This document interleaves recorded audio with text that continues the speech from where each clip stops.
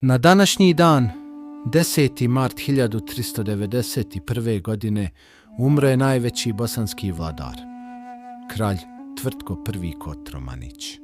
Rođen je 1338. godine kao sin Vladislava Kotromanića i Jelene Šubić. 1353. godine postaje ban Bosne nakon smrti bana Stjepana II. Kotromanića. Njegovu mladost obilježile su teške godine, rat sa Ugarskom i pobune bosanske vlastele. Ipak, Tvrtko uspijeva učvrstiti svoju vlast.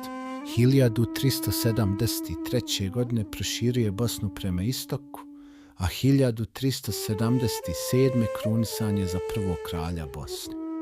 Ali to je bio tek početak njegove velike vladavine. U narednim godinama širi vlast do Jadranskog mora, stvara bosansku mornaricu i kuje bosanski zlatni novac. Kralj Tvrtko ostao je upamćen kao najveći vladar srednjovjekovne Bosne.